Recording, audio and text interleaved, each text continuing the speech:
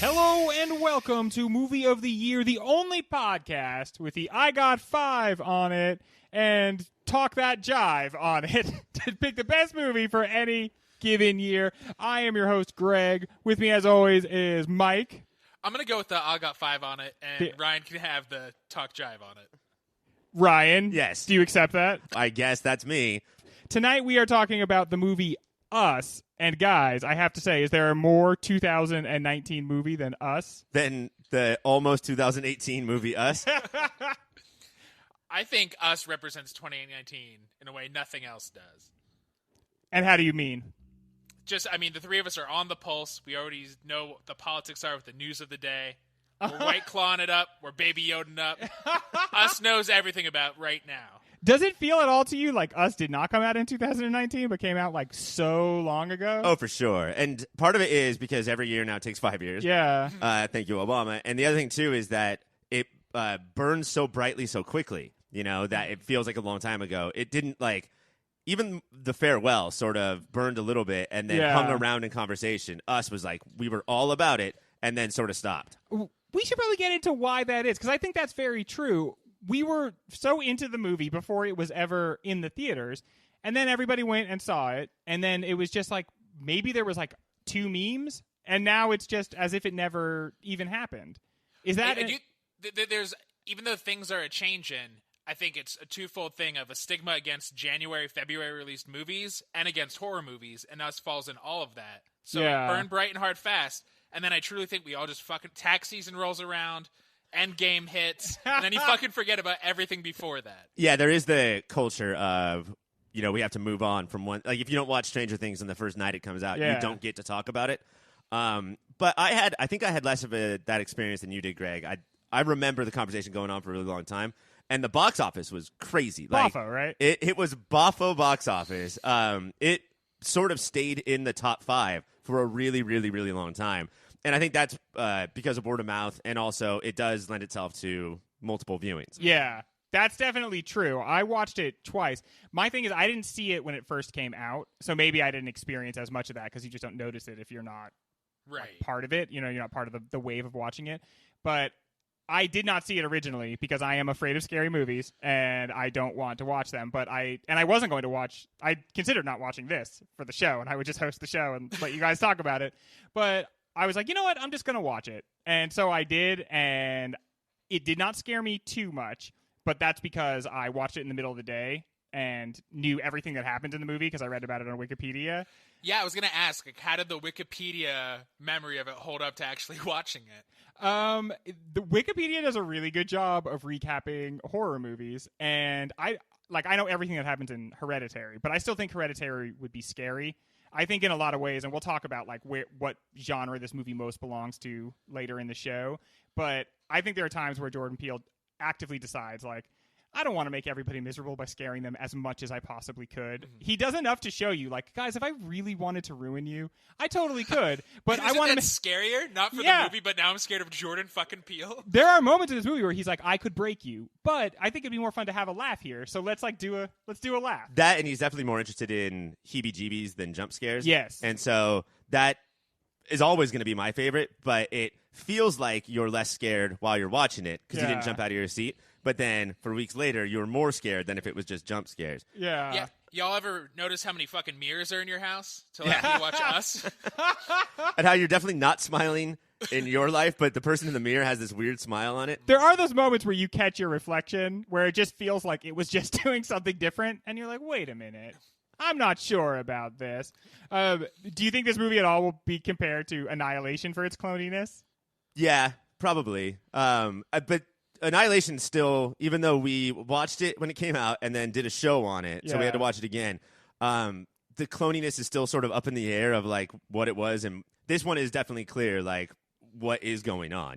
There's multiple exposition drops in this movie. Yeah, and I'm glad you brought that up. We are definitely going to get deep into explaining what we think happens in this movie, which the movie itself does a couple of times, as you point out. But before we do that, would you guys accompany me on a little road trip to a place I like to call Mount Rushmore.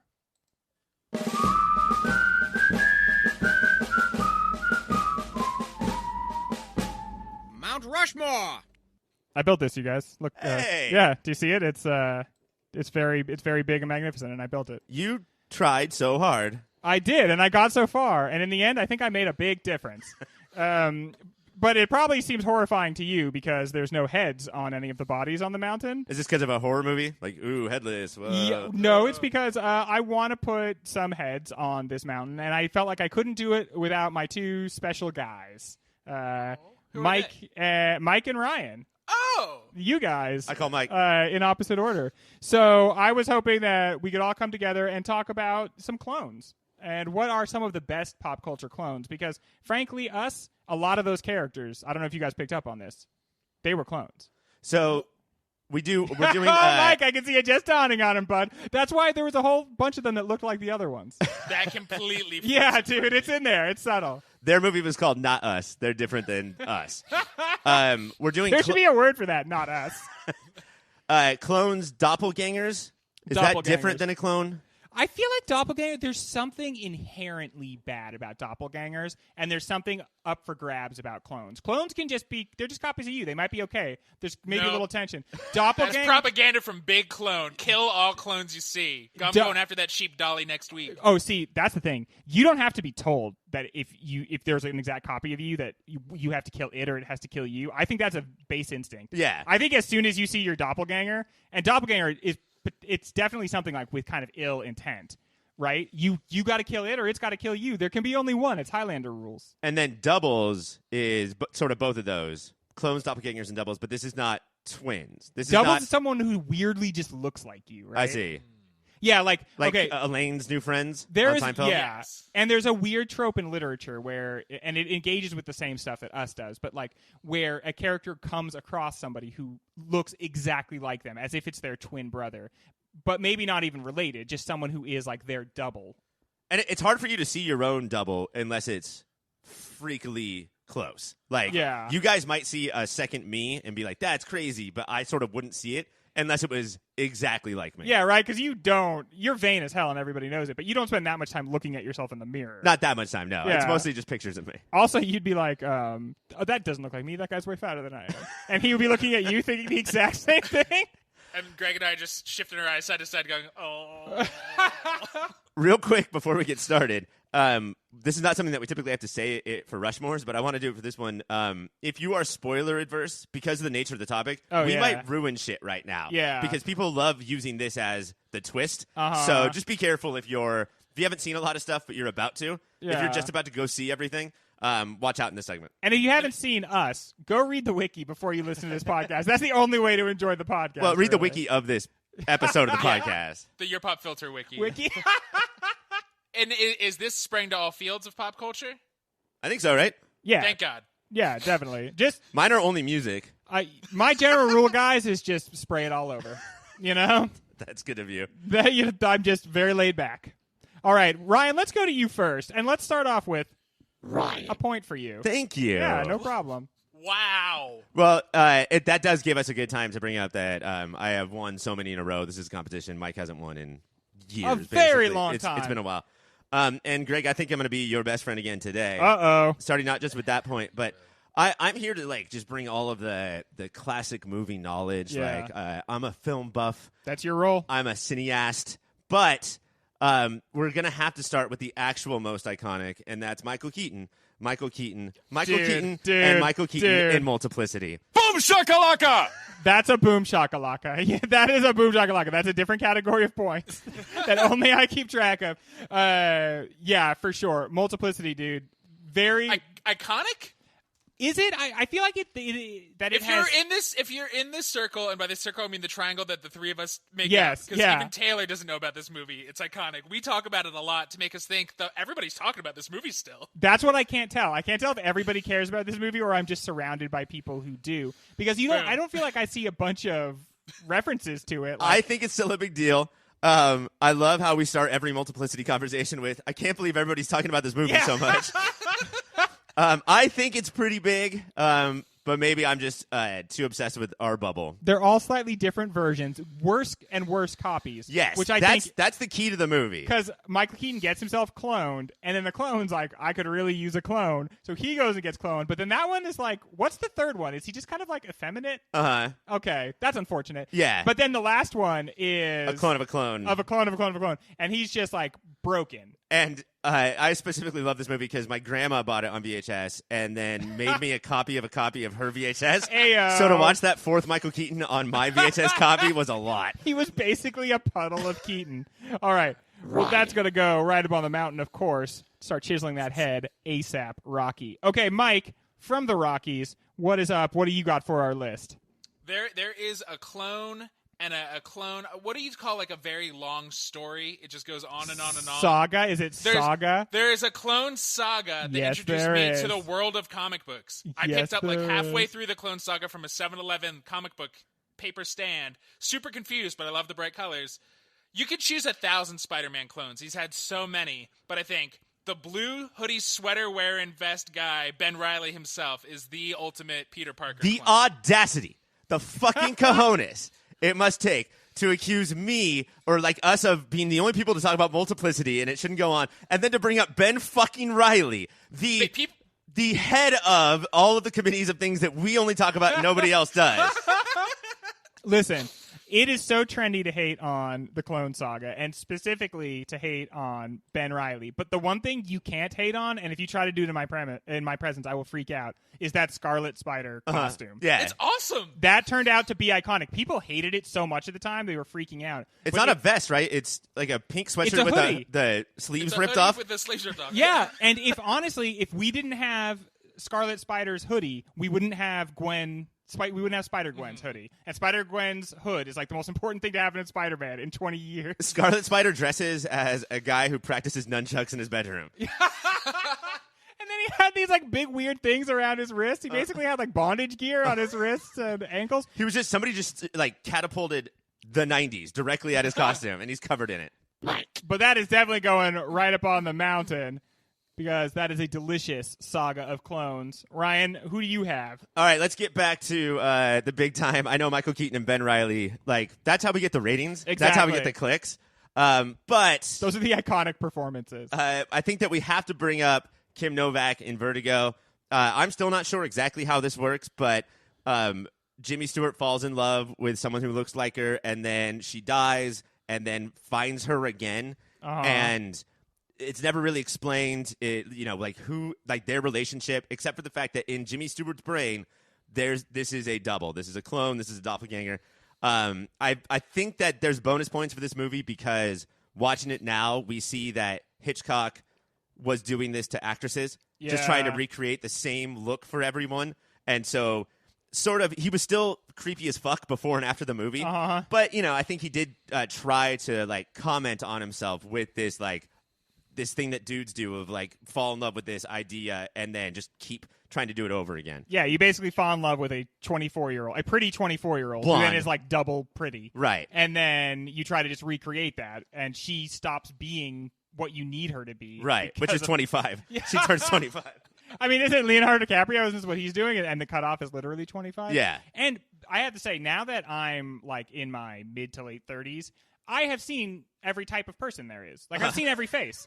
There's not that many faces. We feel like there's a lot, but there's really not that many. And in my lifetime, I have seen 3 versions of every single actress. Like, it just happens. The way that Keira Knightley is just Natalie Portman. Yeah. Like, it just happens. They do it on purpose. And so I got to put it up there. I know I'm just putting up everything I see on the mountain, but that is so important. And I'm glad you asked about doubles, because that's the thing. She's not a clone, but... There's no science involved. Or is she? Yeah. Read between the lines. There's a heavy scientific conspiracy. What I want to hang on to is the idea that it's not explained in the movie. I want to talk about that in our next segment when we talk about us again, the explaining or not explaining something. Mike, there's only one spot left.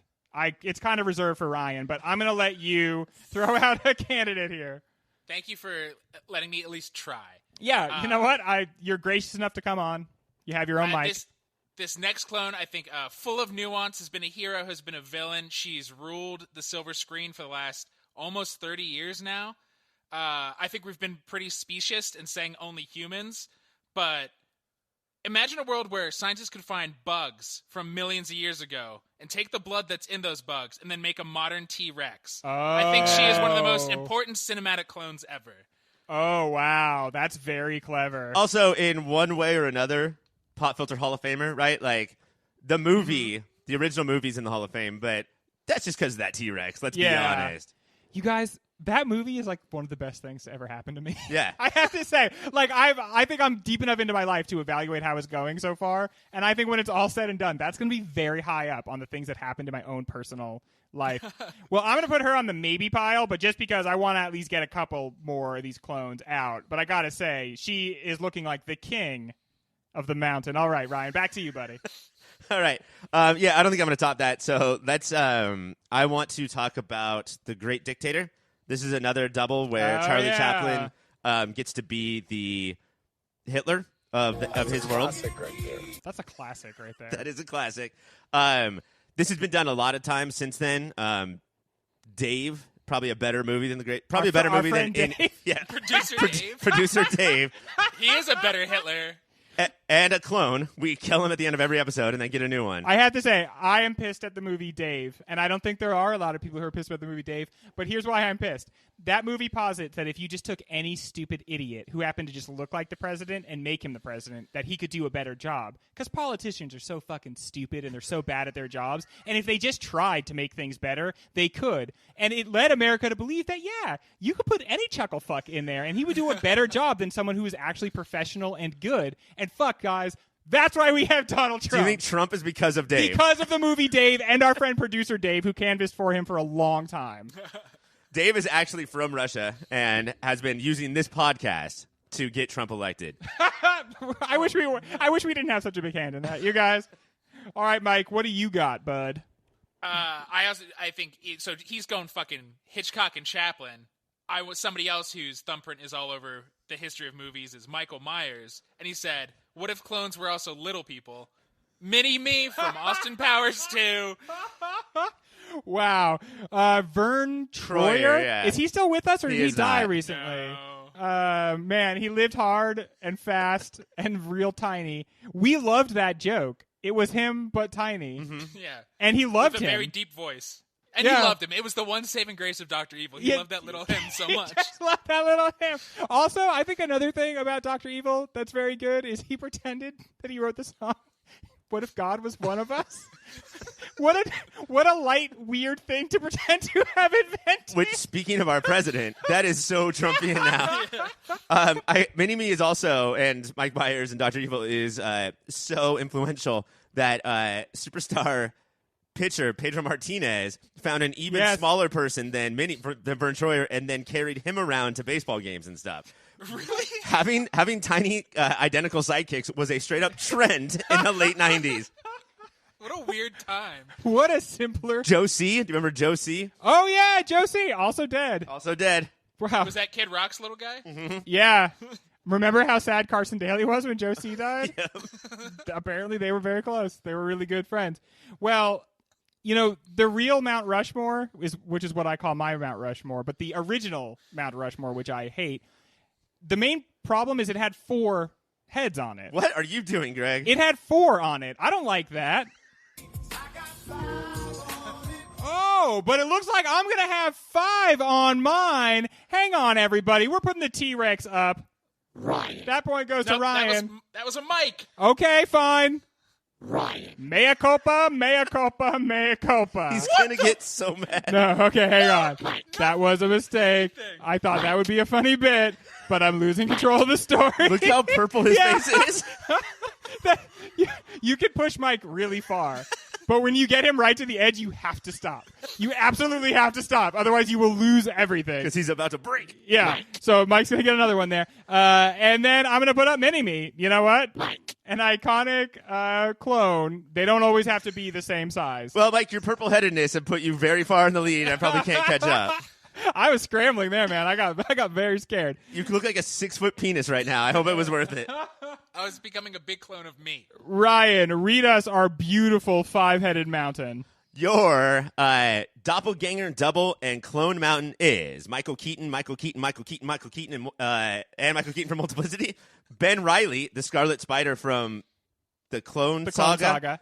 Kim Novak, and other actress from Vertigo. Tyrannosaurus Rex, probably should have been a raptor, but whatever, from Jurassic Park, and Mini-Me from Austin Powers. Pet Detective. International Man of Mystery? I think, yeah, that's the first one, right? Yeah. Well, I'm looking at this mountain, and all I can think is... That's a classic right there. That's a classic right there. When we come back, it's time to answer some hard-hitting question.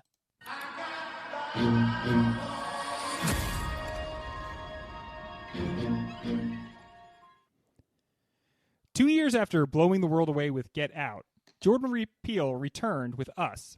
In response to the genre confusion of his first film, Peele's second feature was intended to be straight-up, make-you-piss-your-pants horror, while also expanding the scope of Peele as a storyteller. Dealing with the invisible class situations that affect privilege that we deal with every day, Us finds the Wilson family beset by red jumpsuited, gold scissor-carrying, underground-dwelling Morlock versions of themselves in Santa Cruz, California. Taste buds, I ask you this. So what's going on with these doubles? Where do they really come from? And are we supposed to care? This is a movie that spends a lot of time establishing exactly where these people come from. We know physically where they come from. They do come from those tunnels underneath, and the little Star Wars crawl in the beginning says, apparently, and I didn't look up, but now I avoid every sewer, that the U.S. is just fucking littered, is just lousy with underground tunnels. Any movie that can get you, Mike, to avoid sewers is I am stoked about. Like, used finally, to be my safe place. But yeah, the crawl in the beginning, it doesn't move up. So like, just the words in the beginning say there's all these tunnels and that the government had built for various reasons. Yeah. And then the next one is like, I swear to God, trust me, I promise, they're down there. They're still Okay. down there. Okay, the tunnels are a perfect example of what I think might potentially be a problem or is something we just need to figure out, which has to do with the explanation of this. If you have tunnels, you don't have them under the beach in Santa Cruz, right? That's not a place where there would actually be tunnels. The water table would fuck up with your whole infrastructure. Of any sort. So it doesn't make any sense that those tunnels are like under the area where they're supposed to be under. And it's supposed to be that the government built these facilities, right? Well, so they say in the film, Red says the government built these facilities to control people, like fluoride in the water, right? But that's also, it's one little girl who suffered a huge trauma as an 8-year-old and was taken to these tunnels. She's decided this is both the government and God want all of this to happen. I don't know. When talking about this movie, people generally say, that's what's going on. I don't know if Red is supposed to be a reliable narrator. Mike. I agree with that. So, okay. But something's going on, though. But something is going on, right? But there is no evidence. Is there any evidence in the movie that her version of events is not the correct understanding of what's going on? I think the only evidence, besides that, like, she's probably a little Looney Tunes, right? Like, I got the sense that she was a little messed up in the head. Yeah, Loco and La Cabeza, yeah, for sure. Dude, the Cabeza for sure. But, like, and so she's hard to believe. Everyone's hard to believe. We know that water tables and whatnot. We're always talking about water tables. I'm either talking about water tables or contrails, and you guys can decide which one you want. But, like, how important is this? I feel like Jordan Peele is a big Twilight Zone fan, right? And, like, how he gets to his ideas in the movie just sort of mean less than what the ideas are. Yeah. Like, how the tunnels exist. I get the feeling, for better or worse, that Jordan Peele, throughout his entire life of pretending that Keegan-Michael Key is of equal talent to him, oh, damn! Right. had, like, all these ideas flooding his head. And I think that the movie is sort of barfing them all out. And in a lot of ways, that's good. In a lot of ways, it is kind of rocky. But I think that Peele is very similar to the little girl watching TV in the first scene, where she is inundated with pop culture. We see VHS movies that all pop up. Chud. I saw Chud. There's a direct line from Goonies, and Goonies is on one of the VHS. Of course, Multiplicity is there because that's in every single home, and everybody knows about that. And every commercial that she's watching, they're all just creating all these ideas that she then spits into the world and becomes to like a change the world. religion. That's Jordan Peele as well. He's Yeah. just taking all these ideas that he learned about and barfing them out. Yeah, Okay. So plot-wise, it's super messy. But I think with the not knowing and purpose, I think because he's a fucking brilliant filmmaker, we're not supposed to know. I think he's sticking like he's jabbing us in the stomach for every quote-unquote cinema fan who needs to know an explanation to every goddamn thing they see on screen for the last 20 years. There was a shift, it feels like, how people watch movies. Now they're like, they better explain where those fucking dragons came from. I don't want to see dragons fly around. So the real horror of the movie is not like we have doubles or that somebody with scissors trying to kill us. The real horror of the movie is being like a white male podcaster and not being able to put it all together. Oh my God, what am I going to do? But, okay, so I could see all of that like working if there weren't two scenes where the bad guy explicitly says what is supposed to have happened. Because then it feels like it's drawing our attention to those explanations. Like, if there's no explanation, like you said from Vertigo, Ryan, that's very interesting itself. Because it's like, well, who knows? We'll never really know.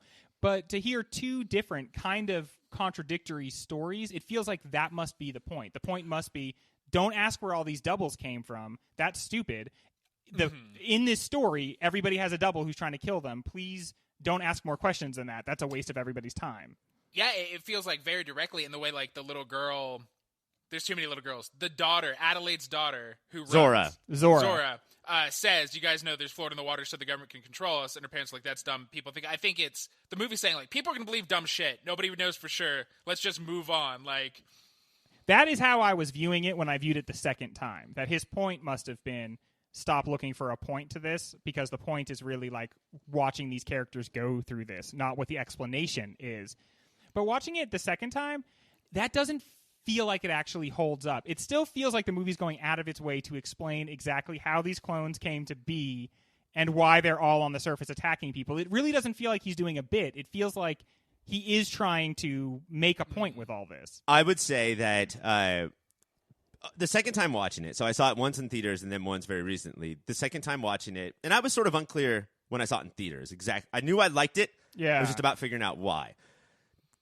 This next time, it became even more clear that the highs are super high and the lows are super low. Yeah. Like the ceilings and the floors like moved farther apart than the first time I saw it. And the theater was probably actually bigger than your house. It was, So yes. that's like the opposite Believe of it what or not. happened. I know it sounds like I have a really big house, but it's not theater big. But the expositions, the two scenes, are a perfect example of this, because the first one is Red and Adelaide get together around a coffee table like towards the beginning, and Red tells a story.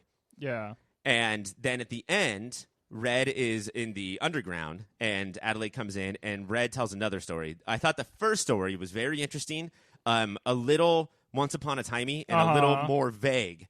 And then the second one feels like, oh my God, what if people don't understand what's going on? I need to guide them a little bit more. I'm getting a little nervous about how vague everything is. And then that is sort of jammed in. That's where the Goonies line comes in, and that's where more science comes in. And science is not the thing that we need right now. Yeah. Not in this kind of movie. And I wonder, so it's either, probably what's real is Peele got nervous and thought he should explain more, or giving him benefit of the doubt that I don't know if the movie backs up is the more you repeat your own story to yourself without looking at other facts, the more you'll believe it and the dumber it actually gets. I mean, that fluoride thing is important because the reason that our main family could be seen as the villains is because Zora is smarter than them. Yeah. And, like, I know she sounds like a conspiracy theorist, but, like, fluoride was put in the water.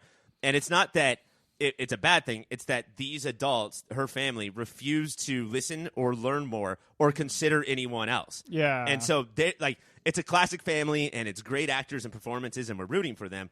But sort of, if they were less like the people that they hate and more like understanding people, then they wouldn't have got us in the first place. Yeah, well, they don't come out seeming like very good people, right? And not just because they managed to fight off and kill their doppelgangers. I was struck by the fact that when Zora is like running away from her doppelganger, that guy comes out and is like, "Hey, doppelganger, get off that car." And Zora just turns around and runs away, which is like, that's a very human thing. You would definitely do that, but it's not heroic in the least. Right, but I think there's a difference between being not heroic and being a bad person. For I a think 13-year-old girl to not try to save a guy, at no point I'm like, for shame. Well, okay, but see, imagine you're making it as an artistic decision, though, and you want to show something. Everything was done on purpose. He made that choice. He made the choice of having her not scream, not yell, not say watch out, which, again, you don't blame a 13-year-old girl, sure, but you would see that in every other movie. Every other movie, that girl would try to save that guy. Or at least all she has to do is be like, run, and run the other way. Or she's crazy, or she's got scissors. But she kind of... Or just explain the tunnels. And then he'll get it. Tunnels.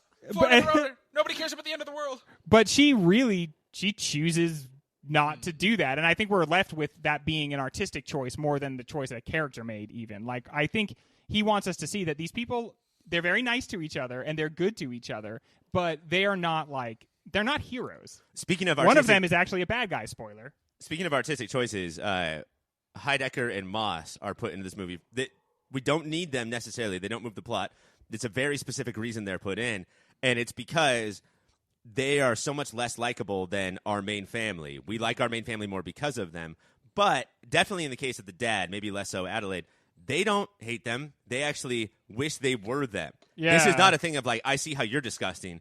It's more like, I would be more disgusting to other people if I could be more like you. Yeah. Yeah, the dad definitely sees himself in, it's those that I'm very blessed to have people like you in my life, the two of you, and so I don't hate my friends while wanting to hang out with them all the time. But he feels like he hangs out with Tim Heidecker just so he can try to one-up him, while Tim Heidecker also is just trying to one-up him.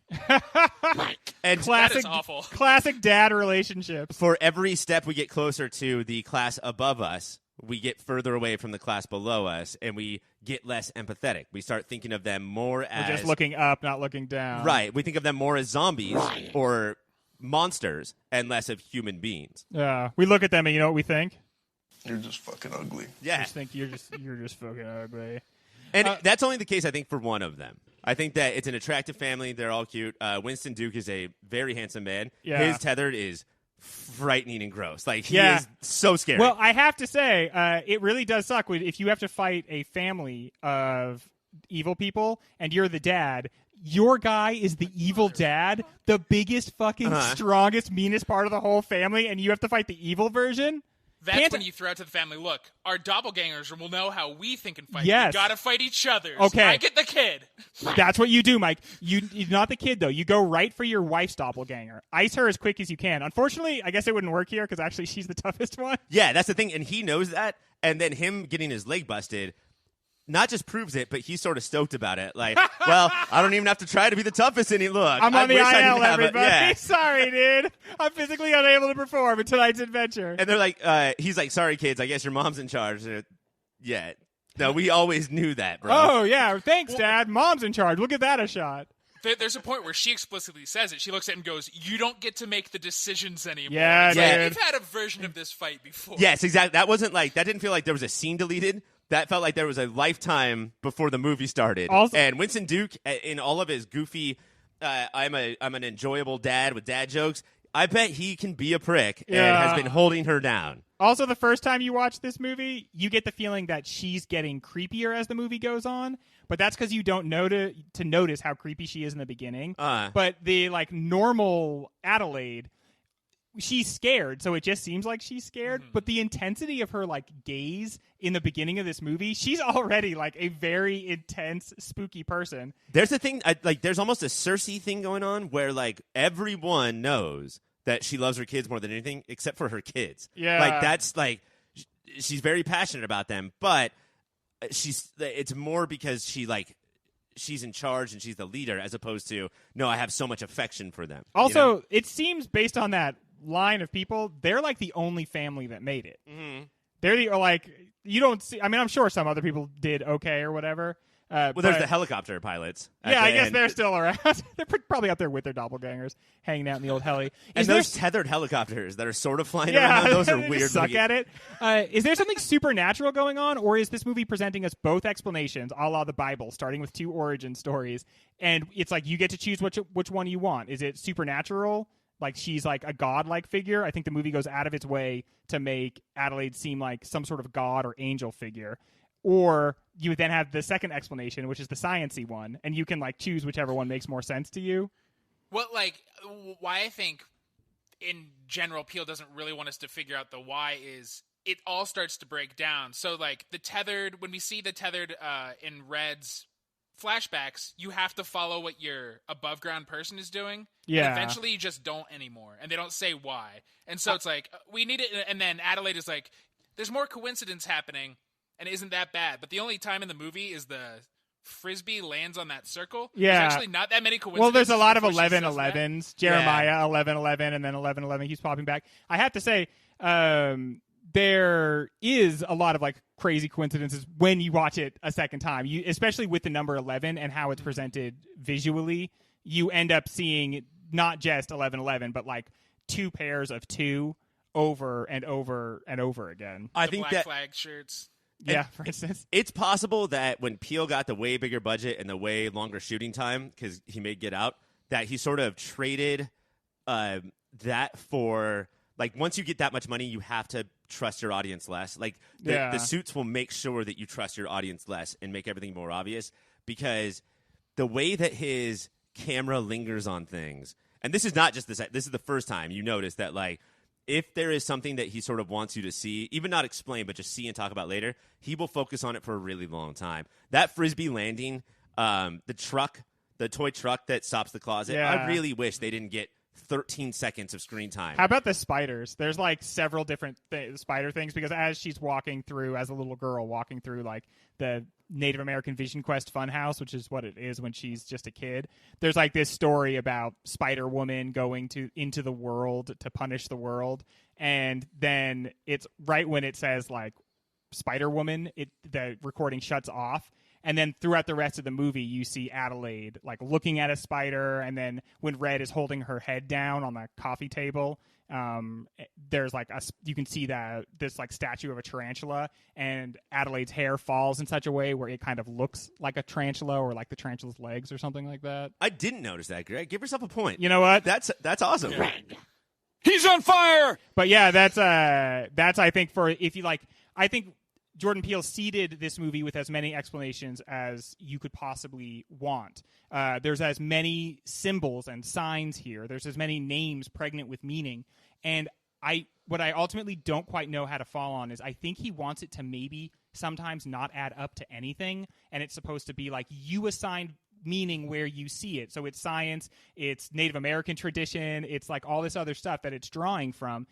And I wonder if his lack of coming in as the author and definitively saying this is what this is a failure on his part, or is his ultimate comment. I wish that I had heard him say less.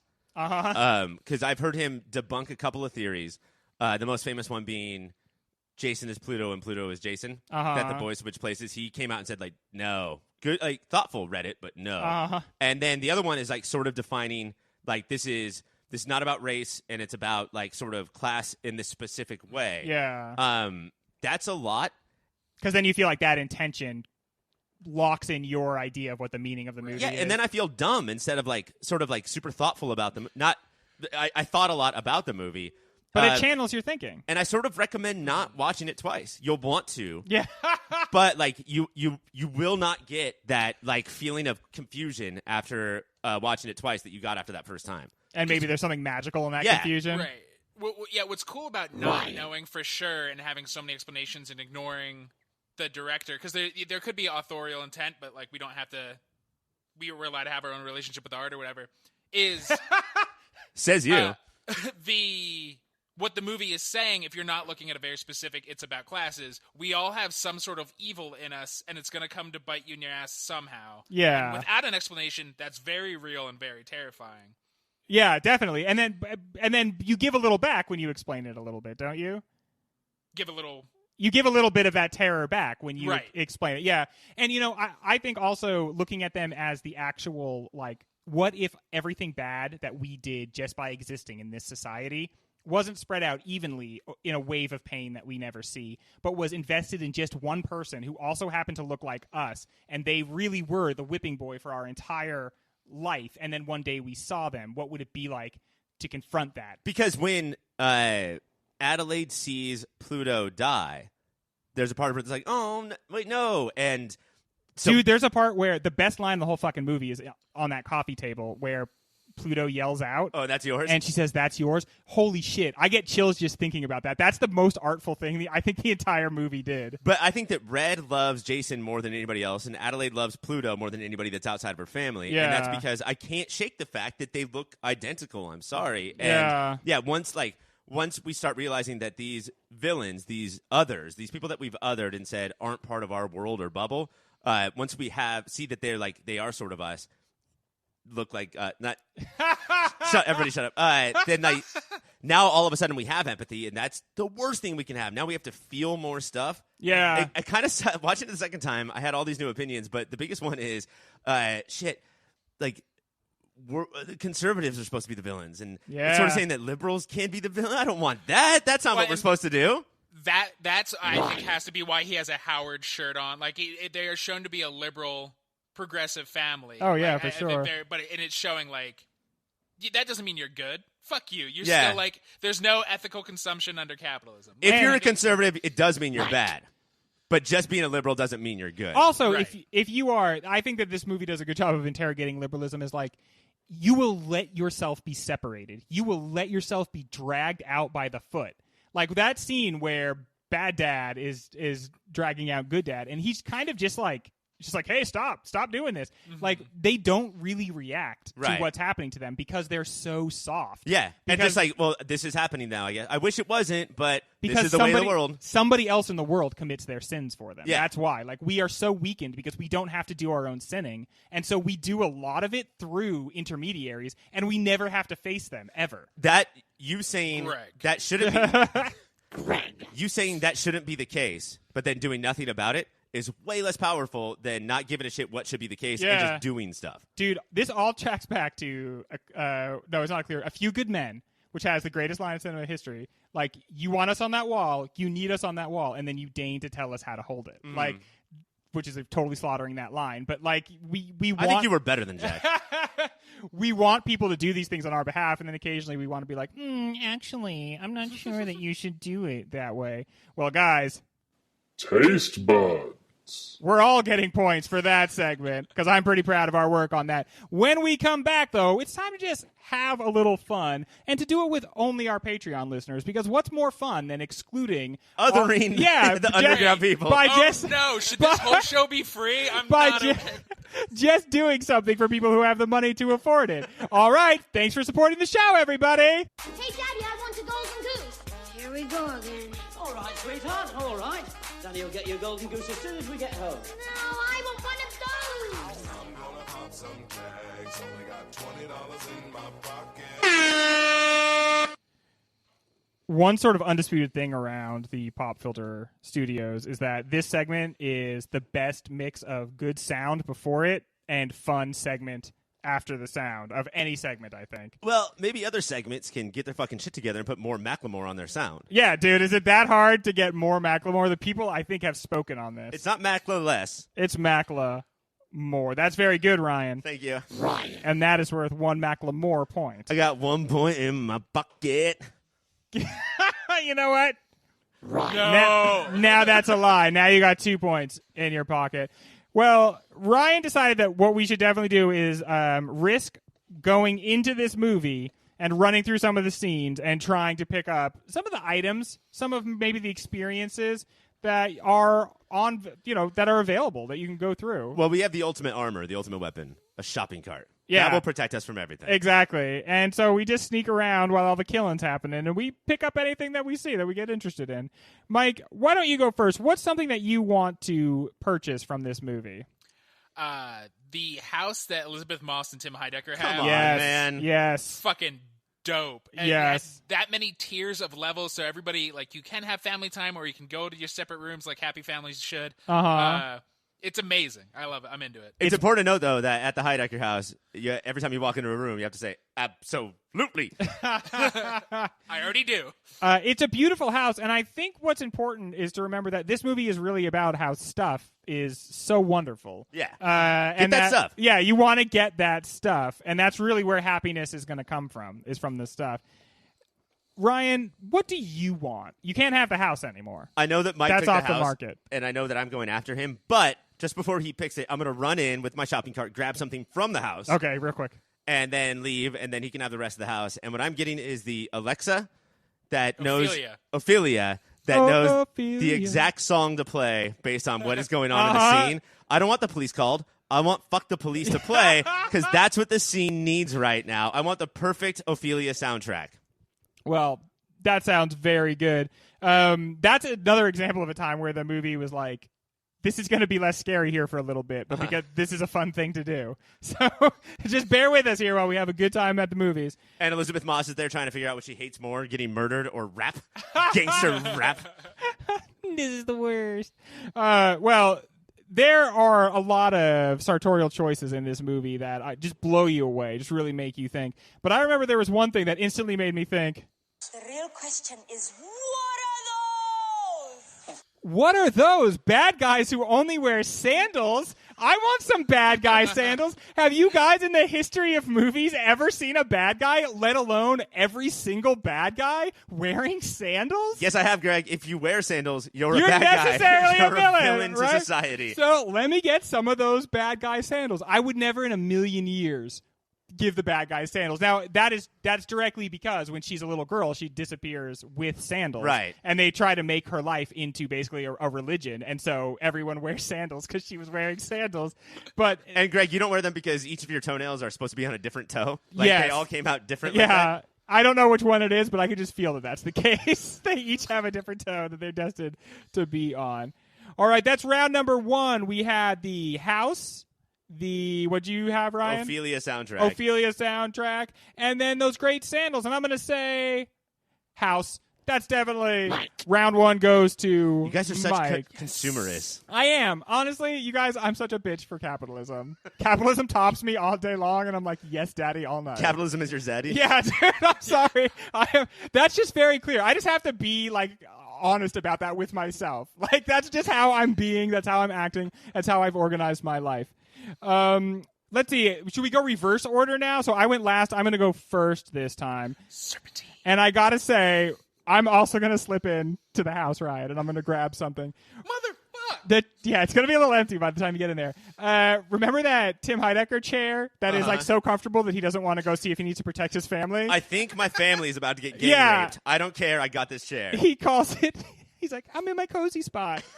And it really looks like a very comfortable chair. I do a lot of sitting, and so it's important that I have a comfortable chair. So I'm just going to grab Tim Heidecker's cozy spot. Now, Greg, this is your 18th shopping spree in a row that you've taken a chair. Yeah, a really nice chair. You got it, dude. You need a good chair. I think that's like a major part of being happy as a person. You need a good chair.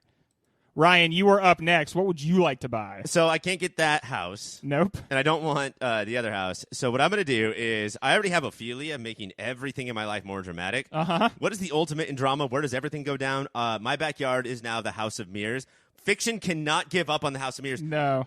As of this recording, just a couple of weeks ago, Watchmen did it. Yeah. Like, we can't, and I want to go in there and I want crazy things to happen to me. I want the House of Mirrors. I have to say, it's always just boring and you sort of hurt your nose.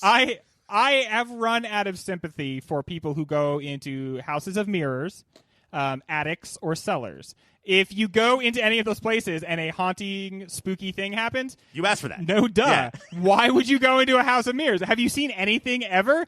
It's always Victim possessed. Okay, perhaps. But still, if you have to go up in your attic, you know what? Just don't. Just don't. Just don't. That's why you just throw stuff you know you don't want to leave, but you feel bad. Yeah, exactly. Just put it up there. Or stand on the floor below it, get a lasso, throw it up there, and see if you bring down what you want. And if you don't, then it's up there forever. Then you got to use whatever you pulled down. Or put your dead mother's body up there. Right. Well, you know what? You have to stop kissing it next at some point. Next to the Christmas decorations. All right, Mike, it is to you. What thing would you like from this movie? I would love... Red has, in the big climax of Adelaide v. Red has this preternatural ability to dance out of every situation with as few movements as possible. And it's already cool to be a good fighter, but to do it and show no effort is fucking boss. And I want that ability. Okay, we do have to talk about the ending fight of this movie because, like, you're right at the end of the movie. You know everything that's gone on in it. There's like nothing scary that's going to happen left, and now it's just a fight between these two women.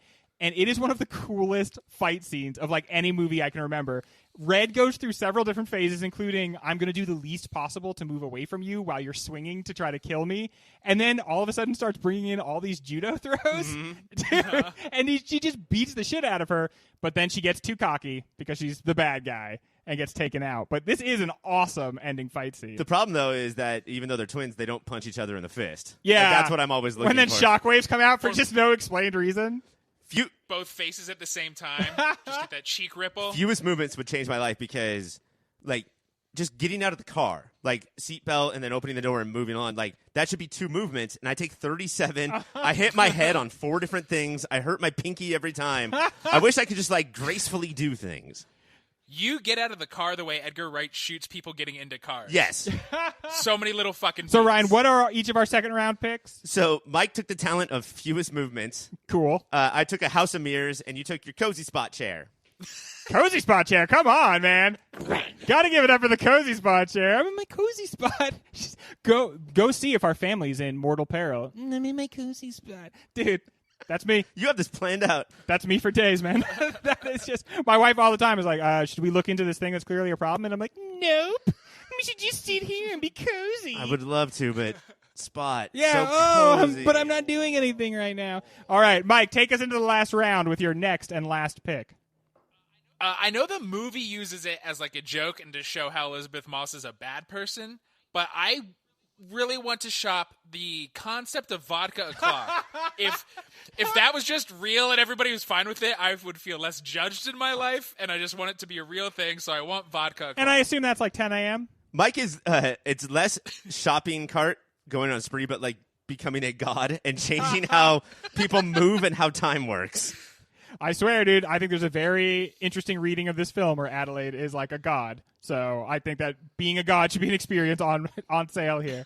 All right, Ryan, what next thing do you have? I was thinking about me and how I live my life and my relationship to you guys, and I think I need a wall of rabbits just in cages because of how, like, I basically pit you two together or against each other all the time. I'm going to let those rabbits come out, and then you guys, all I do is eat cake and get drunk, and then sit there and wait for you guys to, like, rub my leg and maybe finger me a little bit. Maybe just finger you just a little bit. And I think that wall of rabbits that I can let loose is going to be the first step of that new path. Okay, honestly, what has the creepier rabbits, us or the favorite? I think it's the favorite. It is the favorite, right? Yeah. That's bad luck for us. Yeah. They just get edged out. Like, you don't see bunny-related humor. What's the last one? Donnie Darko? I mean... Who Framed Donnie Darko? Who Framed Donnie Darko? All right, Ryan, that was just your pick, right? I was just listening to you talk about your thing. Yeah. Very good. I was paying total attention. For me, these kids are not respectful. They don't give their dad enough support. I was always the role I had in my family was enthusiastically support whatever anybody else does, and I still do that every day with everyone around me. Just get really excited about everything. So if my dad had bought a boat called the Crawdaddy, I'd have been like, "That's so cool, Dad! Crawdaddy, that's a great name. I can't wait to get out there on the lake, Dad." I can't believe these kids don't care about Crawdaddy. It saved their fucking lives, so I hope they learn to care about it, because that shit would have gone really south if that guy didn't get killed by the Crawdaddy. It's not so much the boat as the dad's, like, earnest enthusiasm that they hate, you know? Yeah, but that's not what you do. You say, "Daddy, I love you and I'm perfect. Daddy. Kiss me on my head, Daddy. Say I'm good. Look upon me." I love the boat, Papa. Oh, Papa, take me out on the waves. I want to bounce among the mist. All right, Papa. All right, that's too much kissing, Papa. Okay, Papa. We're far out from land now, Papa. These Ryan, aren't international waters. Ryan, before we continue this bit, read us the results of the last round. And then we'll get back to the bit. And then we'll get right back to the Papa back to bit. daddy kissing. We have vodka o'clock, wall of rabbits, and the Crawdaddy. Well, I gotta say, wall of rabbits. All right. Right, man? Wall o' rabbit. That's the end of our shopping spree, you guys. Oh, Ryan, what were the winning things that people got? So when Mike took the Heidecker house, when Greg, you took the cozy spot chair from the Heidecker house, and then I'm gonna move in with you too. And then one of those walls is gonna be a wall of rabbits. Imagine a world in which we don't all live in the same house. That's insane. How would that even work? When we come back, we're gonna get to our very last question. When the movie came out, there was much ado about the performance of Lupita Nyong'o. Now that the dust has settled and we've seen it again, is she killing it, or is it a little bit over the top? What do you guys think? I think she's killing it. I think in such a lesser actor's hand, we would know Adelaide is bad way earlier on instead of just being a slightly frazzled mom who is trying to forget like a horrible experience. And then when she acts off of herself, like they do have different personalities, but the way they lean towards each other with how they are like razor sharp in defending things is so fucking well done. I also love, and like I would say that the most iconic thing about the movie going into the future will not be like red jumpsuits or scissors, or I think it'll be her voice, Red's voice. And I think that a lot of lesser actresses would just know what evil voice sounds like action hero voice, and just stick there. And what she does take that and then goes so much more, so much deeper, so much scarier, so much like more realistic with what she's been through. Yeah. It sounds like she has a neck that got fucking because that's what it's supposed to be, right? That her doppelganger rang her neck so hardcore. But the whole her being like a real human around non-humans makes the voice make more sense than the choking part. You know? Like she's so fucked up that she remembers English, which is different than how to talk. Yeah. You know? I kept going back and forth on the voice, and this is a problem I had with the movie in general, and it's not a major one, but it did take me out of it. I couldn't help but notice how much everybody seemed to really like being the evil version of themselves. So I mean her, and I also mean everybody else. And she wasn't the worst offender, but everybody seemed to really think it was fun to be the bad version of themselves. And that made the movie less scary. And it also, I mean, they're having a good night. This is their whole plan. Right. This is what they've wanted. So it makes sense on that one level, but it's just, you can see them all being like, we're really living it up. See, I think that they look like they're having a good night, but those nerves, those like Showtime, oh my god, this is it, guys, nerves, they have to be crazy. Yeah, there's so many butterflies in these tum-tums. And like Tim Heidecker, that guy is having the fucking best night. Evil him, for sure. Yeah. And evil Zora is also, but in like a very like bullying, mischievous, I like when because I'm scaring you way. But I do think like Red and Elizabeth Moss, Red is very like satisfied but not happy. And Elizabeth Moss, you can see like the breakdown of the tethered in the getting ready for the night scene. I really liked Elizabeth Moss. I thought she was besides Red, I thought she was the best doppelganger. The thing though is that there's no risk casting Lupita Nyong'o and Elizabeth Moss in your movie. You know, like there's nobody in that age group that's better than those two. Yeah. Casting Heidecker, like he and I don't always see eye to eye with comedy. And you guys have that thing. You guys got a real rivalry going. I know, and he feels the same about me. You know, he gives as good as he can take. But the way that he pushed it towards the edge and didn't go full on like this is broad comedy or this is anti-comedy. Yeah, I can't believe how risky and rewarding that casting was. Yeah, definitely. That really did work out. So you loved Red's voice. There were times I just felt like this is too ridiculous. Ridiculous. The problem is too is that that's how you sound to us. So you're probably do I? We're podcasters. But I love the way she moved. Yeah. That was so cool and so legitimately creepy. And I really, really, really loved her as Adelaide. With the exception of Jason, or I'm sorry, Pluto, the rest of the family all moved in a way that was normal, but not like it was all just like one notch towards janky. Like it's like Drake dancing is how they all walked around. But it was Jason is an animal, right? Basically, or Pluto is an animal, basically. But the other like a dog, like a cartoon dog, like a cartoon dog. He's furious that the other dog can talk and walk and wear clothes. Yeah, why can Goofy talk, but I can't? I'm not even saying this right now. But yeah, the way that they move is so like they're always like head tilty, and it's like they just sort of learned what humans are like, a lot like Sugar Water from the hit film Men in Black.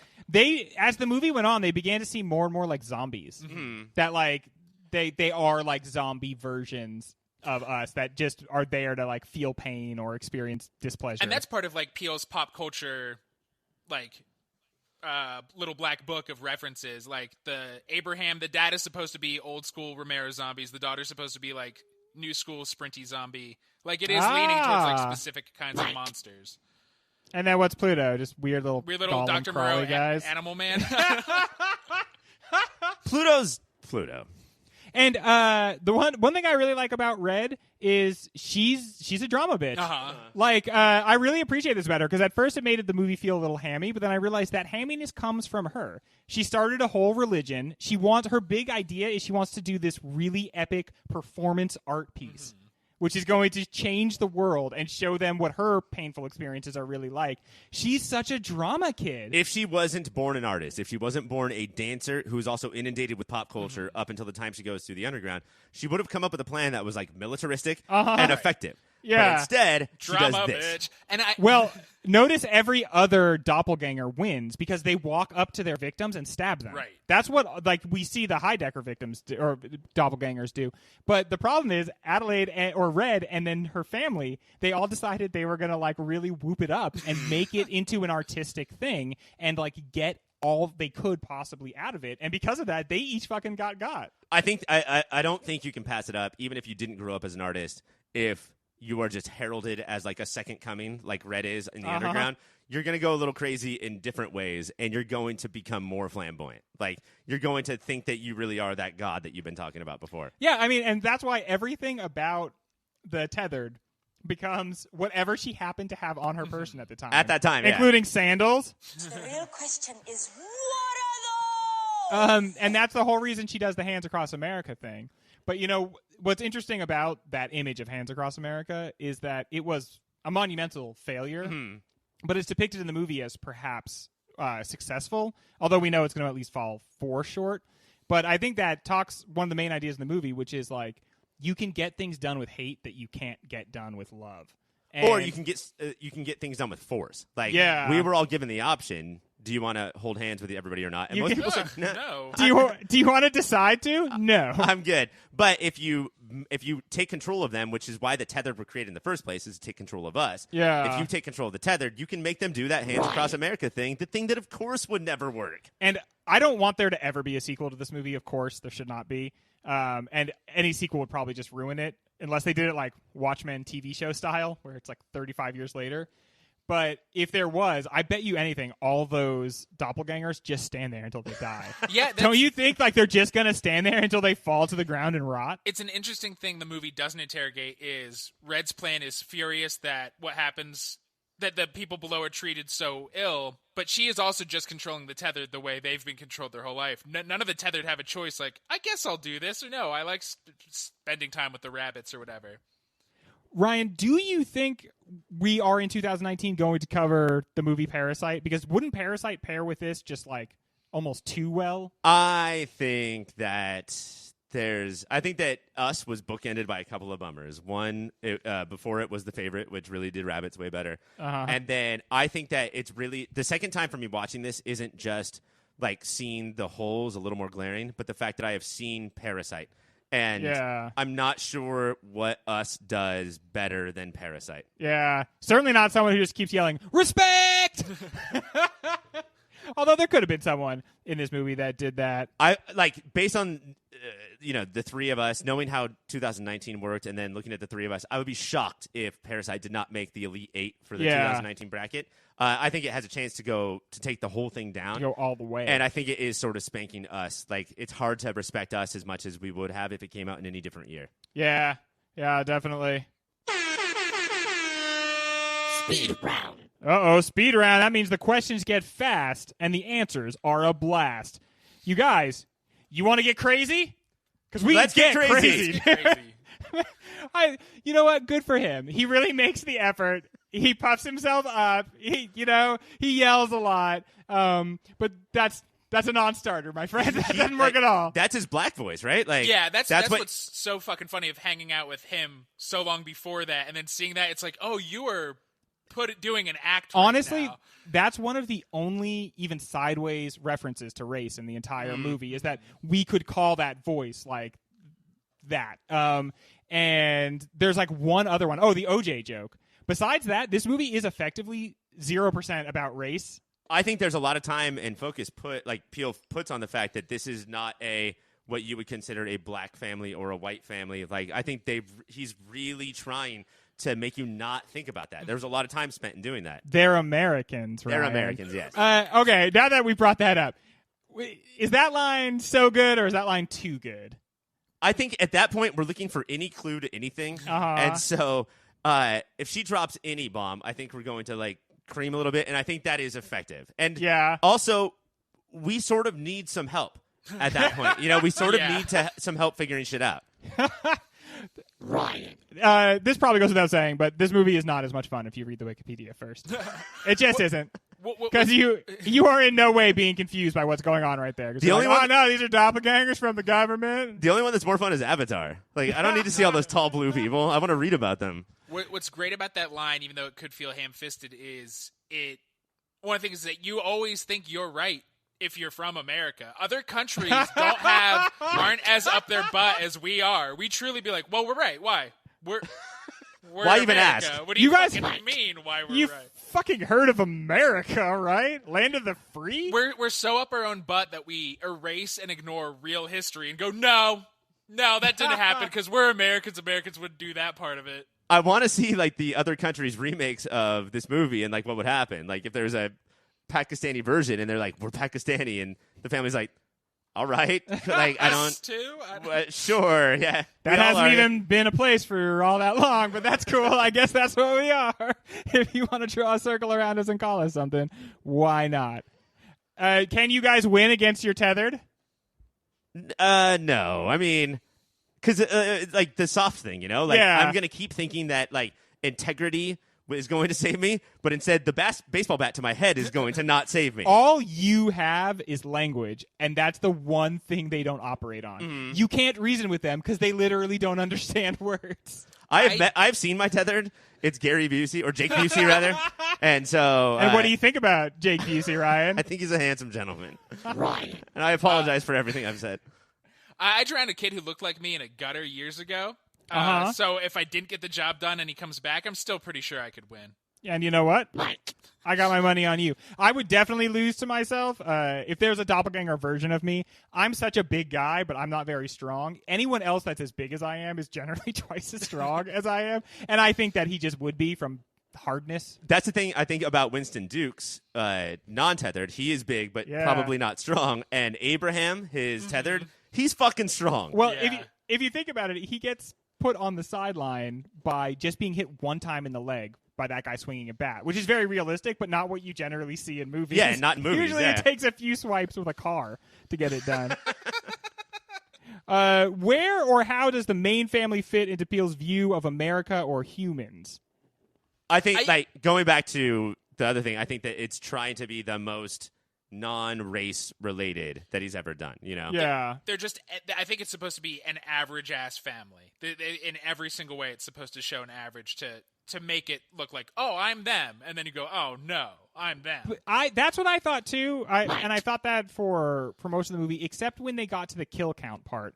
And that's when I thought, you know, this movie, it's not supposed to be like, the point is that they're being glib while this is happening. The point is that they can just do this because honestly, they are the product of the real doppelganger. Mm-hmm. So they are the fake family. And I honestly think that they are maybe meant to be either portraying just probably still being like stand-ins for all of America, but they are kind of cold and indifferent to like how fucked up the situation is, which lets them get through it. But when they get through it, it's because they don't quite have the same amount of humanity that we would like, that their outward presentation would indicate they do. Right. Yes, I agree with all that. But I think the important thing is that they're not black people trying to be more black or less black or more white or less white. I think that Peele probably got frustrated with the fact that if you're not straight, you have to make a movie about gay people. If you're not white, you have to make a movie about that race. If you're not male, you have to make a movie about women.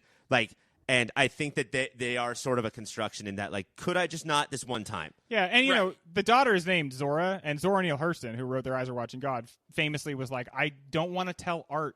I don't want to make art that's just about black people. I want to make art that's about people, and I'm not going to let you put me in that box. You think she was named after her and not like a girl Zorro? Or the characters from the Zelda games, the fish people.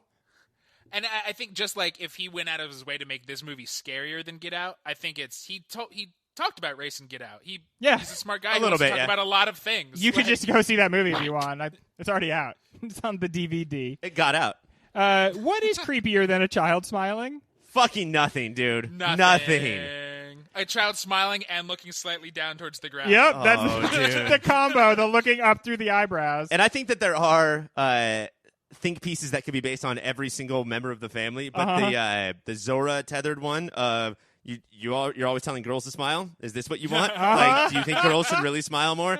I think that's wrapped up in Zora. What if I do these weird spidery hands around my face? Do you still want me to smile? What do you think the dancing represents?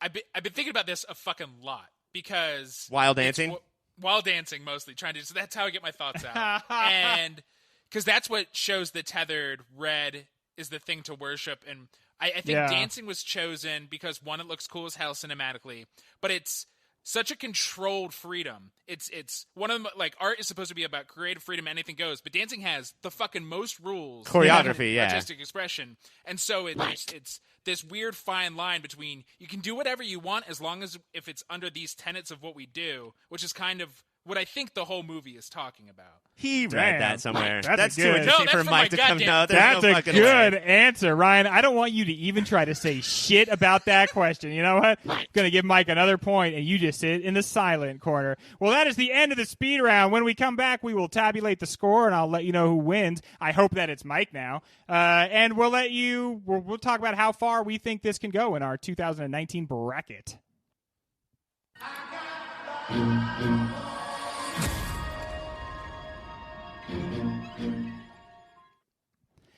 That song was ultimately just such a genius choice, right? Like, maybe the best choice in the entire movie. Yeah, like that is the definitive thing that this movie did, was prove that is a haunting melody. I don't think I realized the first time I saw it how like it becomes a motif, yes, slow or fast throughout the entire thing. There's also like 3 different types of soundtrack in this movie, and it's weird. Different scenes fit into like different moods that the movie is expressing. Watching it over again, the thing I was blown away by the most is that opening scene is so beautiful in so many ways. That is just like, that's how you fucking film things. The symmetry in that scene of like every shot is so balanced. Her parents never get like as close. They never get any closer to each other, and they're always an equidistance from her. Right. Holy moly. And like sort of get mad at each other for the amount of recognition of the daughter, but never actually recognize it. They never look at her. He had to top the Lakeith Stanfield opening scene from Get Out, which is all like, that's a death warrant, right? Yeah. You can never top what you're supposed to, and he did. Like, it's better than the Get Out opening scene. And it's so as scary as it is, and that's probably the movie at its scariest, because you're like, it hasn't even shown itself to you yet. Right. And he's controlling the sound in a way that proves to you, I could like end you guys. I just could. I could scare you so much. And it's so affecting. And then at the same time, it's weirdly very beautiful. The color in that is just so rich and sumptuous.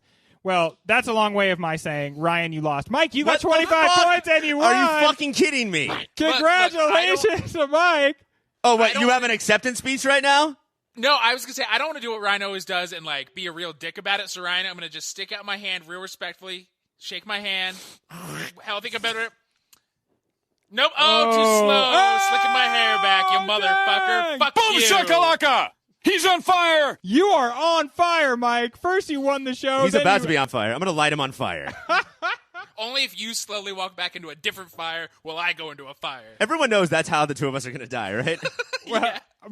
Mike, Ryan and I are going to leave the studio for a little bit. Before we do, I just want to say, how do we think this movie compares to the other movies of 2019?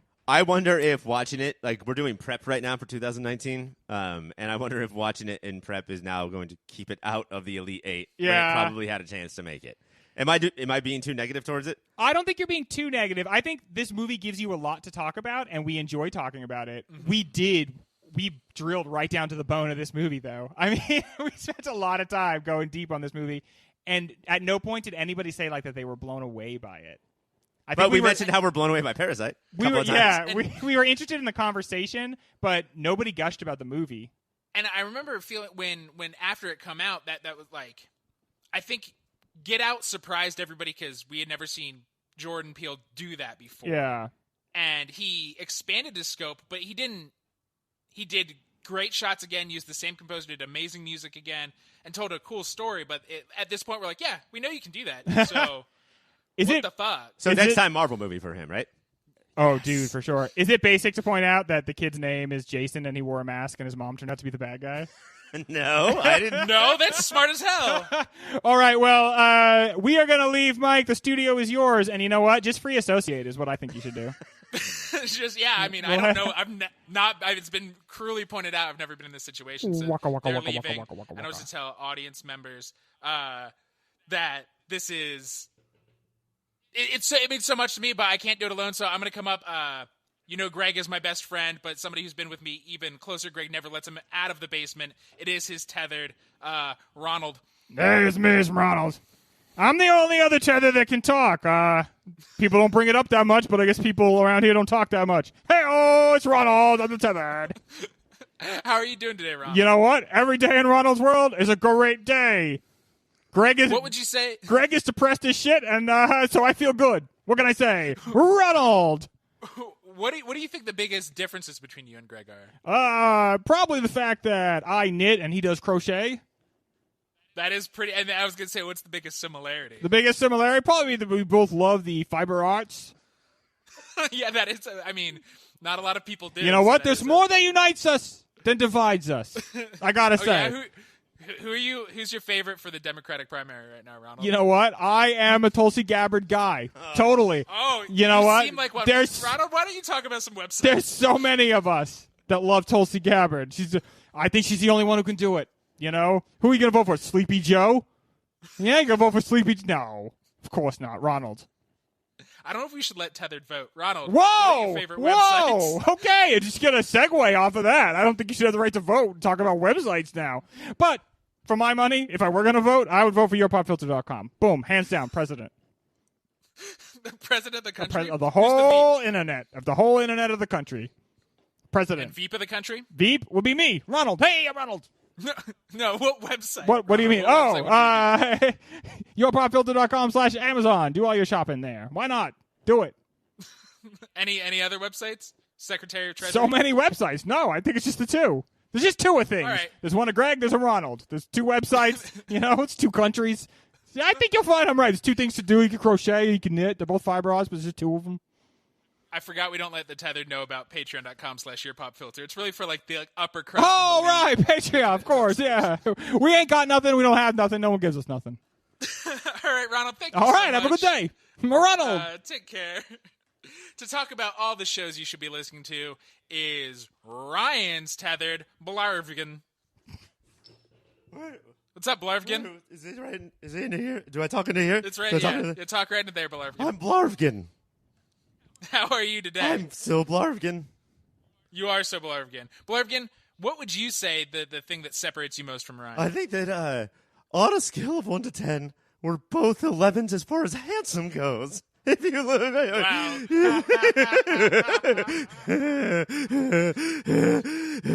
So you're the kind of Tethered where some are complete opposites, some are just shittier versions more openly.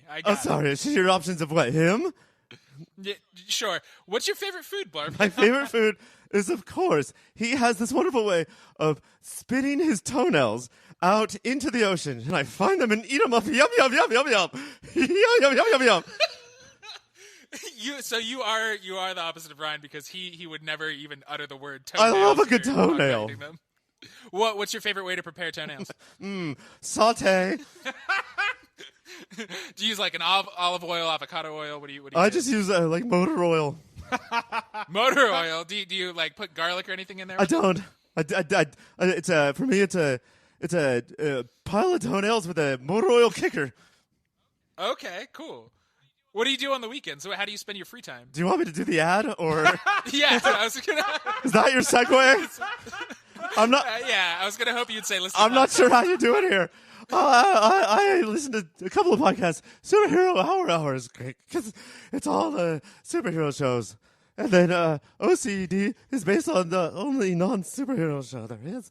It's the OC. Rate and review, subscribe. Hey, guys, click the like button. Yeah, thanks, Blarb. Get the fuck out of here, you weird toenail eating fuck. To talk about all of our social media is the one and the only Jordan Peele's president, Barack Obama. Hello, Mike. I'm very glad to be here, and frankly, I want to do a good job for the podcast, but also I want to do a good job for America. I'm good friends with Jordan Peele, and I think if he could be here today, he'd say, I don't want to be here. I want to go from here to somewhere else. That does sound. That does. Kind of mean. That's what that. You know what? I just think it's because this place is a garbage place full of garbage people, and he wouldn't want to be around you or anybody else. Well, that's a little hurtful. I respect you so much. I miss seeing you, Jordan Peele's president, Barack Obama. There's a question that's always been burning in my head. Can you rank your kids for me? There's Malala, of course, and then there's little rickety Jim. He's not too tough, doesn't have too much vitality, but it's got a lot of soul and a lot of heart, and that's what's important to this country. And then there's Rupert Grinch. Everyone knows him. Of course, last but not least would be Snooki. Okay. It does seem like least because I asked you to rank them and she was fourth. Just very last. Coming in last. So last but definitely least.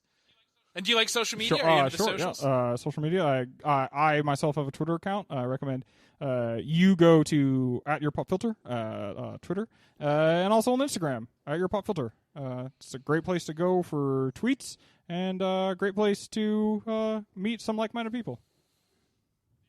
Thank you, Jordan Peele's President Barack Obama. I miss you. You know what? Don't miss you. Okay, you're ruder than I thought you would be. So please. Oh, all right. Please leave. You know what? I don't want to be here anymore. Anyway. All right, you can leave. Thank you. And finally, to talk all about all the ways you can contact us is a character we didn't get to see, but I think if Key and Peele was still around today, we'd see Jordan Peele's president, Trump. Hey, what up? I'm Donald Trump. How is everyone doing tonight? Have you been enjoying my suspenders? I hope that you have. One of them is rainbow, the other opposite rainbow. I already like you more than the. You know what that is? Double rainbow. Are we still talking about that? I got 2 rainbows on my chest, and you in my heart. Hey, how are you doing? I'm good. Where are you from? I am from. I hang out with a lot of like half goat, half men people on the island where they're all born.